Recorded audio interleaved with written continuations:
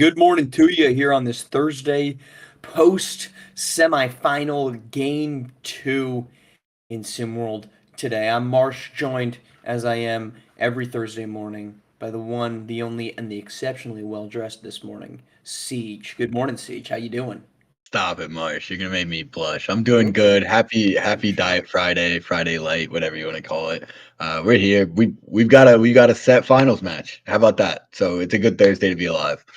We sure do. It is the best day of the week this Thursday. We're going to start in the association, then we're going to get to what was a shocking uh, Wednesday night on the hard court in Houston, and then we're also going to talk a little SimWorld University. But let's begin our journey up in Detroit, Michigan, where Monty Williams out of the head coaching position after one season leading the Pistons, one season after he signed the at the time largest contract in SWBA coach history. Clearly, the timelines did not add up, but your initial reaction, Siege, to Monty Williams being fired as the head coach of the Detroit Pistons. Yeah, I mean it's interesting, but it's also the Pistons. It's not like they had any season to know. There's a lot more talent on that Pistons roster than I think people actually give it credit for. You look up and down that roster, and they've got a lot of really young players that are really, really talented. And so there is the side of me that kind of says I think Monty could have done more with this Pistons team than we saw. That being said, my issue is more. You got to start thinking about the after effect of it. Who are they going to go get that's going to be a better option for them right now than Monty? How many coaches are in the market right now that are actually better than Monty? And how many of those better coaches are actually going to want to come to Detroit? So I'm not sure if that was considered in this. I don't know what internal going-ons there were. But I can't say it's my favorite move, but I can't really put them down for it because you're the Pistons, and they might end up just being in a eternal poverty anyways. So I'm not really sure if it makes too much of a difference, but I don't necessarily understand I don't really understand the firing. No, not at all. Well, in terms of who the next coach could be, I mean, typically you see these firings take place at the beginning of the offseason so that you have a lot of time to get a coach in there that you are ready to have be your leader when it comes to the draft and free agency. Obviously, it's a short cycle to get there, which makes me kind of wonder maybe they think there's an internal hire that they can make that's already been in the ecosystem that runs the system the way that they want it run so that he can be promoted to that position. As far as like who's the big hire they're going to get, look, I mean, I'm not going to sit here and pretend to know every single assistant coach that exists in the SWBA. Obviously, the big three that's been getting interviews right now, JJ Borrego, Kenny Atkinson have both been getting interviews with Cleveland, Borrego with the Lakers, obviously JJ Redick with the Lakers. There is a insider that says that it's going to be Redick out there. That to me is immaterial.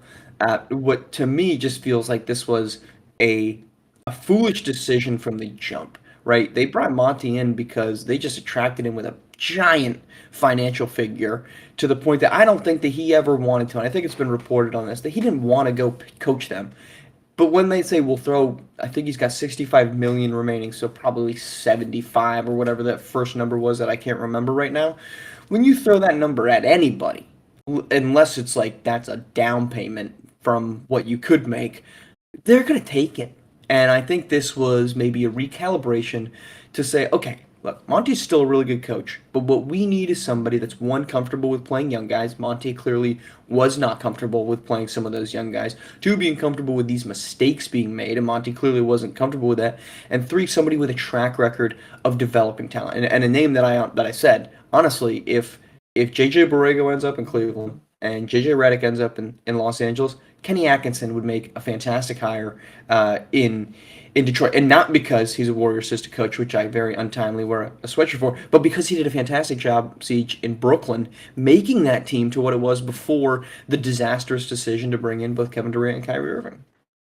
I was thinking the same thing. That Brooklyn team before they got him, before they did all of that. I wish they'd never done all of that because I really Mm-hmm. really loved that Brooklyn Nets team. The D'Angelo Russell, that D'Angelo Russell has never looked better in his life than he did with that Or Brooklyn Spencer Nets team. Dinwiddie. Yeah. Or Spencer Dinwiddie. Spencer Dinwiddie's a hooper. He's one of my favorite people to watch on podcasts. Great dude. And he always says he could take anyone in the NBA one-on-one, which I don't sure, but I love that team, and I think Kenny Atkinson was a big part of it. If the Pistons can turn into that, I think they actually have better talent than that team had, and that can be exciting. So I could be here for that. I'm not gonna deny the optics of it are very odd. Um, but I do think this is a team that's outside of the very dumb decision to give Marvin Bagley an extension. I thought they've done an exceptional job in the front office of drafting pretty well. Obviously, Cade Cunningham being the centerpiece of that group moving forward. But that roster is really well equipped now and into the future. Let's head to some future stars potentially of the SWBA, where the Rocky Mountain Monsters absolutely obliterated SimWorld Europe last night to reach the championship game and face off against the originators 74-52, and somehow that score makes this game look even closer than it was because Rocky Mountain's offense was dynamic. They shot 49% from the floor. Their defense, though, Ceej was there. 35% shooting from SimWorld Europe. Andrei Ivanov got going 58%. Ivan Suslov was okay. But my goodness, Rocky Mountain's defense has come alive here in the run to one. That it has, and you know what, Marsh? I'll tell you what. I don't want to say I told you so, but if you go back and watch, I had Rocky Mountain in the finals, and for this exact reason, their defense has been kind of slept on all year. They're streaky with their defense, but when they lock in and lock down on defense, they go on these hot streaks that we've seen them go on for the last 2 years. Their defense is really good. And the thing is, the best part about how good they are offensively is that they get even better offensively when they can get those turnovers, when they can get those stops on defense, and that's what they've been doing all run to one. Is they've been able to get those stops, they've been able to do those things, and the out of nowhere emergence. I guess I say out of nowhere, but if you've been watching Rocky Mountain, he's been playing really well for the latter half of the season. But Devontae Schindler, his involvement last night and his emergence, I mean, he looked like the best big on the floor.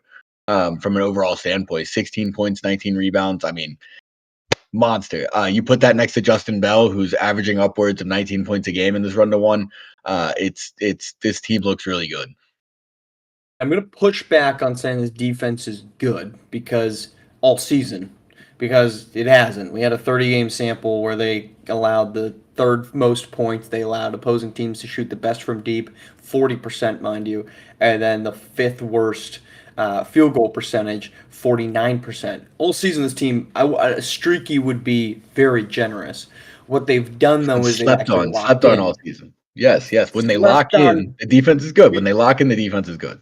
But that doesn't make you a good defense. That means that you weren't trying on defense. And that's not, I'm not here to downplay Rocky Mountain because they're in the championship game, because they've been fantastic.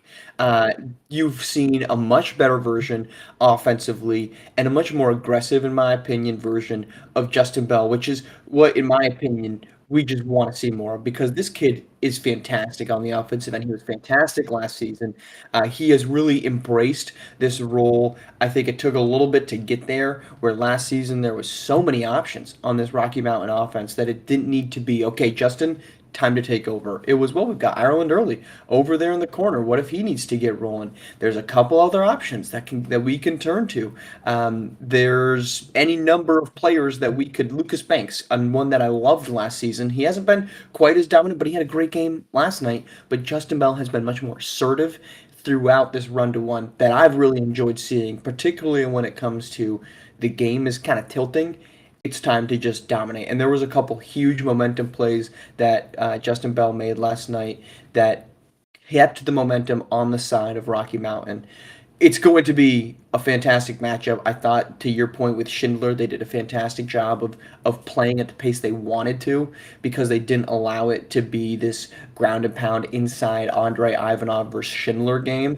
And I think that's a big part of this team, like Schindler, attacking the glass, not allowing multiple opportunities for Europe, and then pushing this thing out and getting running and getting the shots up because, again, that is where this Rocky Mountain team lives and breathes, is just playing up tempo as they can. And last night they did a fantastic job of dominating that aspect of the game and not allowing it to be mucked up by SimWorld Europe. Yeah, absolutely. I mean, we Nope, keep rolling. There was a little pause. I didn't know if you had more. I wanted to We give you the chance. Cook. just a quick saying, we talked a lot about sometimes it really is as simple as who controls the game, whether that's the pace of the game or whatever. We talked about extensively, at least I did, and I'm sure a lot of people did, the difference in these two teams' paces before this game, and whose pace was going to win. Rocky Mountains won, and they won. Sometimes basketball is that simple. Sometimes it's that simple. Now, of course, we'll get the very interesting matchup what we'll dive into tomorrow with the ever down the middle Rick Blaze about how do you slow down Cooper Flag with this Rocket team. Let's head though, staying with some Andre Ivanov news and Cooper Flag news. Duke, they get the big production or the big commitment rather yesterday announced of Andre Ivanov, 16 years old. So he's still got another season here with SimWorld Europe, but Duke seems to be Ceej, the one blue blood that can continue to recruit top end talent because the Blue Devils get another elite prospect. Your thoughts on the recruiting class that Duke has, and now particularly with this new 2-year rule of players staying at SimWorld U for 2 seasons. Cooper Flag and Andre Ivanov are going to play side by side as Blue Devils. Yeah, I'll tell you my thoughts on that right now. That's a meaty front court. That's a meaty front court. I know that Andrew Ivanov is a meaty dude and very skilled. I guess more than it's meaty, it's a very skilled front court.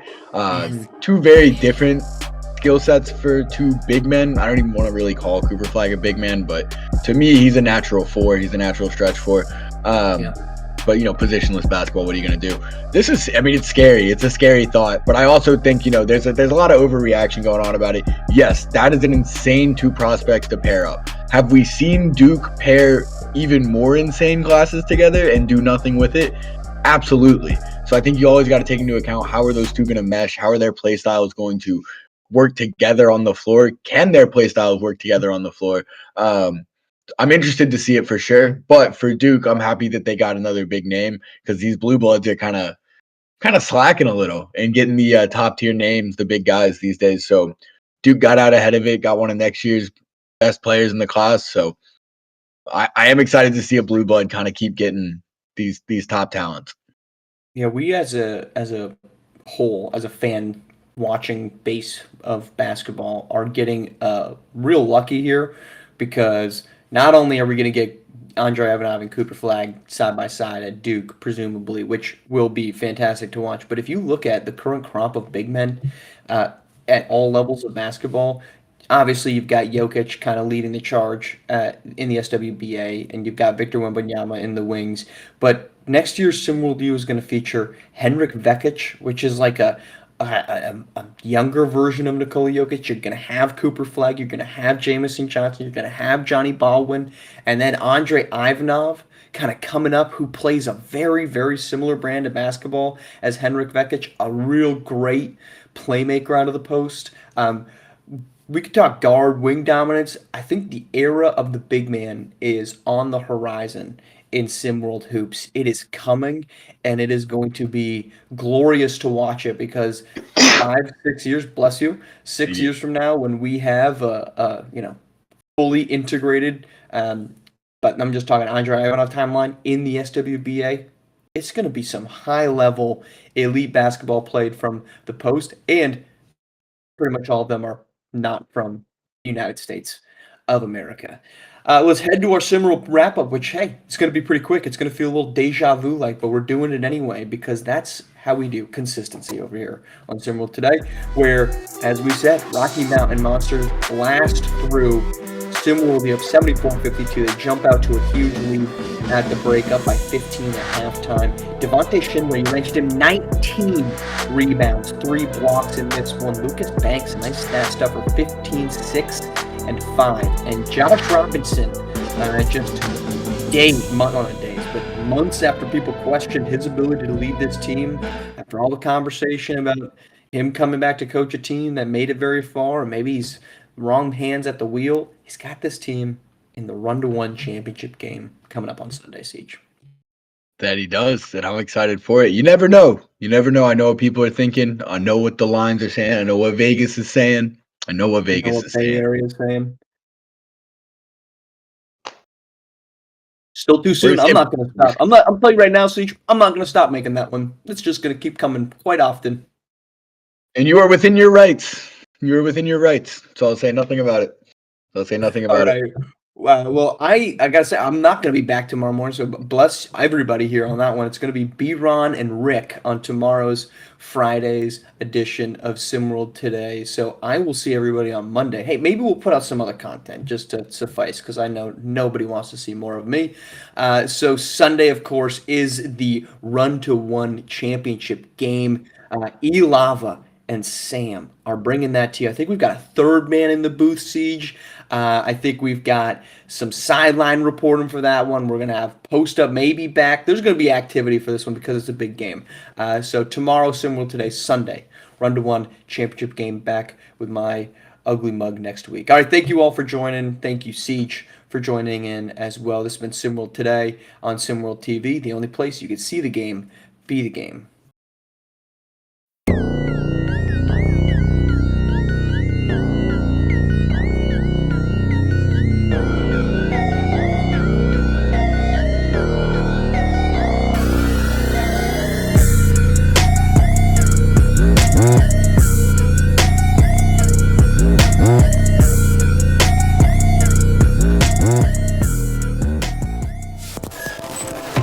This has been a presentation of SimWorld.